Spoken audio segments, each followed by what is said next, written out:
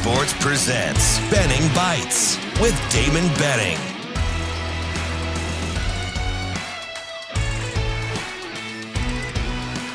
Benning Bites with Damon Benning. Another episode of Benning Bites. I appreciate you fine folks being a part of what we do. Man, Apple, Google, Spotify. We just had a fantastic sit-down last week, and the person that we had a sit-down with totally made fun of the intro to Benning Bites. Totally made fun. He just took it over, did an impersonation. So, the cool thing is, hey, I'm glad you watch. I'm glad you pay attention. The sad thing is, hey, man, take it easy on your guy. Like, I'm pretty easy going. So, here's the deal. As I clear my throat, we talk a lot about sports and, excuse me, this, that, and the other on Coffee and Cream. And make sure you tune in to what we're doing. ESPN 590. We're KFOR at 9 o'clock in Lincoln. You can always get us on the aforementioned platforms. I asked a question on social media. It's not even sports related, except for my daughter was a basketball player. And she just had her graduation. So that's the only correlation to sports. But my poll question was on Twitter, which has elicited over 2,000 votes in just an hour and 40 minutes. I just asked a simple question. As a matter of fact, it's almost 2,000 votes. It's over 9,000 views by the time you guys will see this in the morning. How many seats is acceptable to save at a graduation? I had 600 graduates. The graduation started at 9. I walked through the doors at 8:12. Both families, I have a blended family, so both families wanted to sit with each other. It would have been a total of 10. And so it's at Baxter, and we saw some open seats, and one of the young ladies, young lady, she was well into her teens, was sitting there by herself. And she said, I am saving this for 13. Another older gentleman, I would guess 60 plus, a couple of sections down, said, I'm saving this for 11.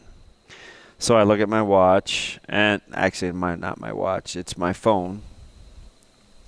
And I see that it's 8:19. So we're 40 minutes ahead of schedule in big numbers, an 11 and a 13 for saved seats. So I simply asked the question, how many seats is acceptable to save at a graduation? None, 2 to 4, 5 to 8. Anything more than that is selfish. And so far, it's early. It's a 24-hour poll, so I won't even know until the show selfish comes to a conclusion. Exactly, Shane, selfish. In a landslide, 2 to 4 is running away with it. Hey, by the way, am I crazy thinking that double digits when they can't get there is too much? And why do I have to honor that? It's not legally binding. how were these two individuals saving the seats? I mean, were they like laying down in the seats? I mean, did they have coats there? Did they have hats there? I mean, so there were a couple of coats, one purse, but for the majority of the seats, there was nothing. Because saving seats, like if they're already there and they go maybe to the restroom or something like that, I would say that's acceptable.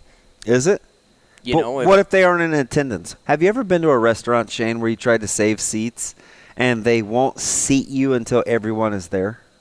That makes sense. That makes perfect sense. Like, that seems like a normal way to do it. And I wasn't even upset because there were only a handful of us in attendance. But I felt like it took some nerve. So I put it to Twitter. So when this show starts here in just a couple of minutes, I'm going to have some answers, but I'm curious.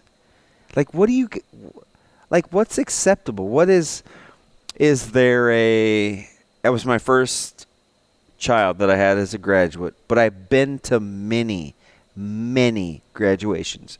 Usually it's either as a teacher, coach, or administrator. So I don't really worry about seats in the general pop, right? So maybe I'm a little snobby. I don't know. I mean, you guys can tell me.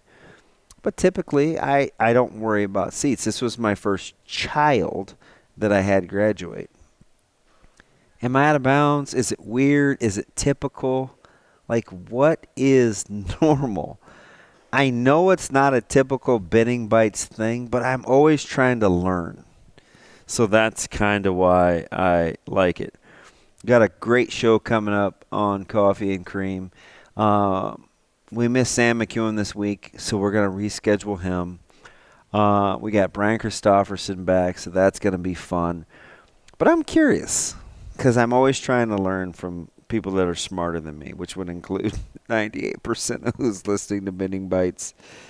Am I out of pocket? Is it weird? Do I just need to roll with it? What am I doing? I'm always trying to learn, and hopefully you are too. It's another episode of Benning Bites.